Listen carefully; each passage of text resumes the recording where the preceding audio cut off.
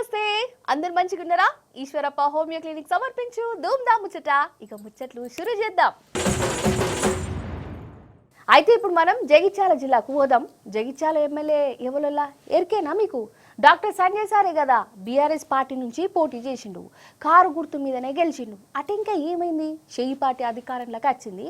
Sanjay sir Revanth సార్తోని చేతులు కలిపే మరి ఒక్క పార్టీ నుంచి గెలిచి ఇంకో పార్టీలకు పోడు తప్పే కదా, ఎమ్మెల్యే పదవి పోతుంది కదా. అందుకే సారు తాపకోసారి నేను షెయి పార్టీలో షరీగ్గాలే బీఆర్ఎస్లోనే ఉన్నా అని చెప్పుకుంటా పోతుండు.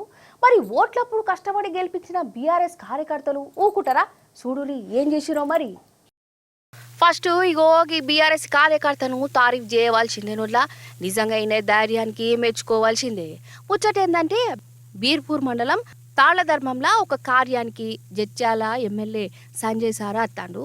ముచ్చట బీఆర్ఎస్ కార్యకర్తలకు ఎరికైంది. సారు కారు గుర్తు మీద గెలిచి షెయి పార్టీ సోపతి పట్టిండు కదా, ఏమనంటేనేమో నేను షెయి పార్టీలా షరీగ్గాలే అంటాడు. అందుకే ఇక తాళధర్మం బీఆర్ఎస్ కార్యకర్త ఏం చేసిందంటే గులాబీ కండువా తీసుకొని సంజయ్ సార్కు కప్పేతందుకు రెడీ అయినోళ్ళ అగో ఆడ నిలుచున్నాడు. కానీ పోలీసులకు కోపం వచ్చింది. సంజయ్ సార్కు బీఆర్ఎస్ కండువా గట్టెట్లు కప్పుతావు అనుకుంటా పోలీస్ టౌన్కు దొలకపోయారు. ఇదేం పంచాయతీ అని అడిగితే కండువా పట్టుకోవద్దని అంటురు పోలీసు వాళ్ళు. ఇక చెప్పు కథ.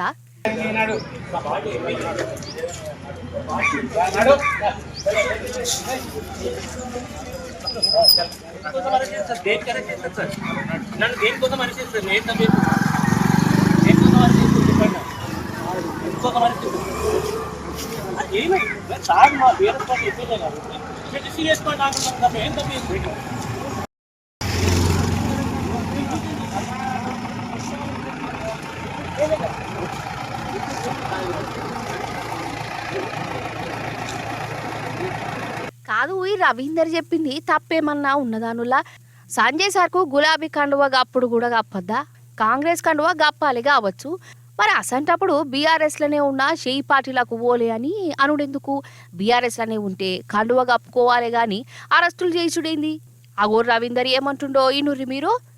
డాక్టర్ సంజయ్ కుమార్ గారు తలధర్మరం వస్తుండని చెప్పి మా ఎమ్మెల్యే గారు కాబట్టి ఒక బీఆర్ఎస్ కార్యకర్తగా స్వాగతం పలకడానికి కండువా కప్పుకొని స్వాగతం పలుకుతూ ఉంటే ఎస్ఐ గారు వీళ్ళు పోలీస్ స్టేషన్ తీసుకొచ్చి అరెస్ట్ చేశారు. ఎందుకోసం అరెస్ట్ చేశారో తెలియడం లేదు. మరి మా సారు బీఆర్ఎస్ పార్టీ ఎమ్మెల్యేనే కదా, మరి ఎందుకోసం అరెస్ట్ చేశారు? ఒక బీఆర్ఎస్ పార్టీ ఎమ్మెల్యే ఉండి ఒక బీఆర్ఎస్ పార్టీ కార్యకర్తను ఎందుకు అరెస్ట్ చేశారో ఒక సమాధానం చెప్పవలసిందిగా కోరుతున్నాం, డిమాండ్ చేస్తున్నాం. కరెక్టే కదా ఈయన చెప్పింది. కానీ రవీందర్ మంచిగా ఇరికిచ్చిండు కదా సంజయ్ సార్ను. కాదా మరి ఈ సంజయ్ సారు బీఆర్ఎస్ తరపున పోటీ చేస్తుండని కష్టపడ్డది కార్యకర్తలు. ఈ సంజయ్ సారు గెలుపు కోసం ఇల్లు వాకిలి ఇడిచిపెట్టి ప్రచారాలు గిషారాలు చేసిరు. ఇక సంజయ్ సారు గెలిచినాక వేరే పార్టీలకు పోతే గెలిపించిన పార్టీకే కాదు కార్యకర్తలను కూడా వెన్నుపోటు ఓడిచినట్టే కదా. కారు గుర్తుకే ఓటేయాలని ఇంటింటికి తిరిగి గెలిపించుకుంటే గెలిచినాక షెయి పార్టీలకు ఓడు కార్యకర్తలకు ఎంత బాధ అనిపిస్తుందోలా. కానీ ఏ మాట కామాటేనోలా. ఓడిపోయినాక లీడర్లు అధికార పార్టీలకు దునికినా కార్యకర్తలు మాత్రం గులాబీ పార్టీ దిక్కే ఉన్నారు చూడు. ఇది కదా బీఆర్ఎస్ బలగం అంటే, గులాబీ పార్టీ సైన్యం అంటే.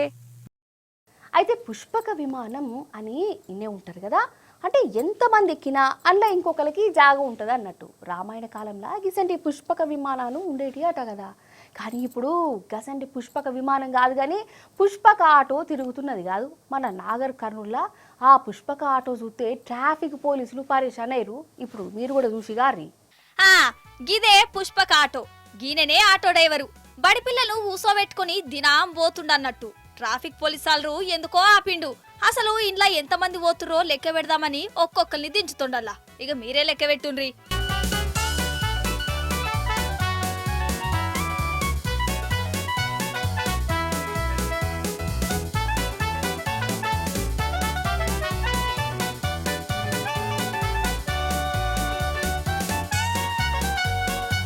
ఒకటి, 2, 3, 4 ఓష్ని ఇంకా వెళ్తూనే ఉన్నారు కదా.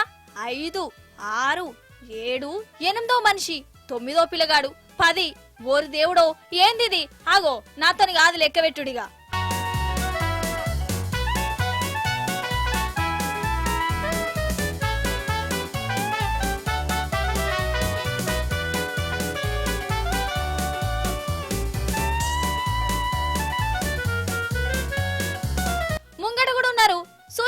చూసిల్లా ఎంతమంది పిల్లలు పోతుర్రో ఈ ఒక్క ఆటోలా.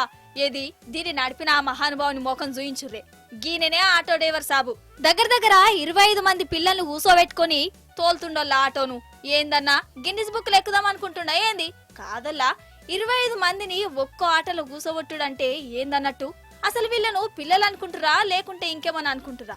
కిరాణం దుకాణంలో సామాన్లు కుక్కి పెట్టినట్టు వీళ్ళని గిట్ల పెట్టుడేంది ఆటోలా? అసలు ఆటో డ్రైవర్ని కాదు ఈ పిల్లల అమ్మా నాయనల నానాలే లేకుంటే ఏంది మరి? అరే కన్నబిడ్డలను గట్ల తోలుడేందల్లా అసలు? పాపం ఎంత నరకం చూస్తుండ్రో పిల్లలు దినాము.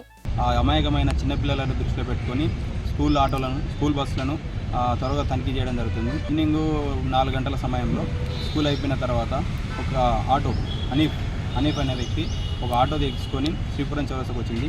అక్కడ చూడంగా మేము ఆశ్చర్యం గురించిన పరిస్థితి ఏర్పడింది. తన ఆటోలో 1+4 అంటే ఒక డ్రైవరు ప్లస్ 4 కూర్చోబెట్టుకునే కెపాసిటీని కాకుండా ఒకటేసారి 25 మందిని 1+4 25 మందిని ఎక్కించుకుందండి. దాన్ని ఎమ్మడి తక్షణమే సీజ్ చేసేసి పోలీస్ స్టేషన్ తరలించడం అనేది. ఇగో గిట్ల తయారేరోల్లా అసలు పానం అంటే ఇల్వ లేకుండానే అవుతుంది. ఎంతసేపు ఎక్కినమా పోయినమా గిదే కథ. అటన్కి ఏమన్నా అయితే గుండెలు వాదుకుంటారు. ఏందో ఏమో పొర్రి. పుట్టపర్తి సాయిబాబాకు బొచ్చడు మంది భక్తులు ఉన్నారు కదా నోళ్ళ. సాదా సీదా జనాలే కాదు, పెద్ద సెలబ్రిటీలు రాజకీయ లీడర్లు కూడా భక్తులు. అందుకే అప్పుడప్పుడు పుట్టపర్తికి వచ్చి బాబాను దలుచుకుంటారు. అయితే సత్యసాయి బాబా 100వ పుట్టినరోజు సంబరాలు పుట్టపర్తిలో జరిగినాయి. ప్రధాని మోడీ సార్ కూడా హాజరు పడ్డాడు. పారి మనం కూడా పోదాం. అగో పుట్టపర్తిలా చూడురి సత్యసాయిబాబా పుట్టినరోజు పేరంటాం ఎట్లా నడిచిందో. బాబా గారిది 100వ పుట్టినరోజు అటనోల్లా.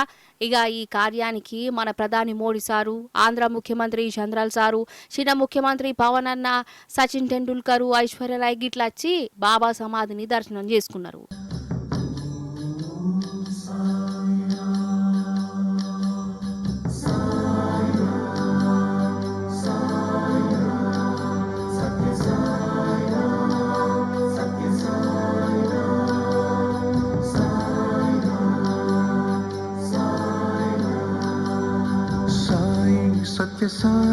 सत्य साई नित्य साई साई साई ब्रह्म साई विष्णु साई रुद्र साई साई. ఇక ఈ కార్యంలా ఆటలు పాటలు ఏమన్నా నడిచినాయా మీరు కూడా చూడురి.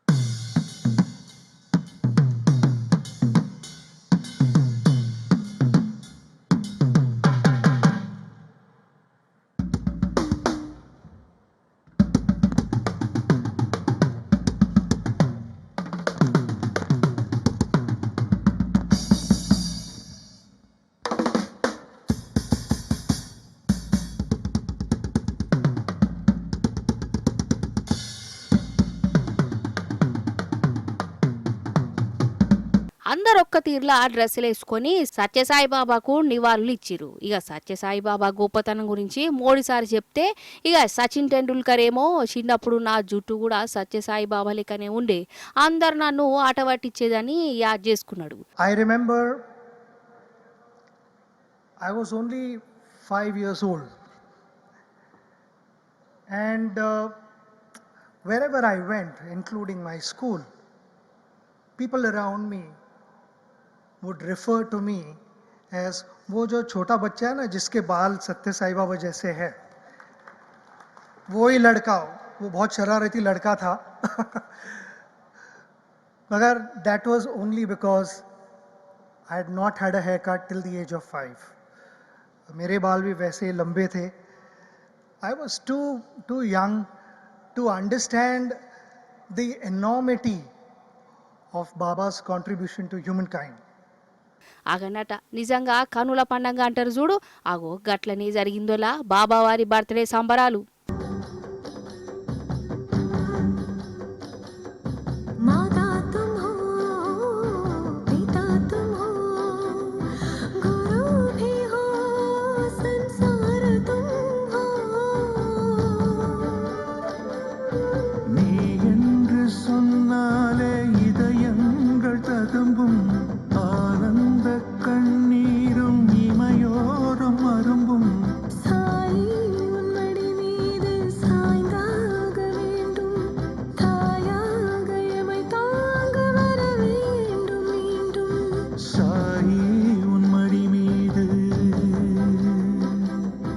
చూసిరు కదా గిది వాటి ముచ్చట్లు. మళ్ళీ వచ్చే పారి మంచి మంచి ముచ్చట్లు పట్టుకత్తా ఉంటా మరి.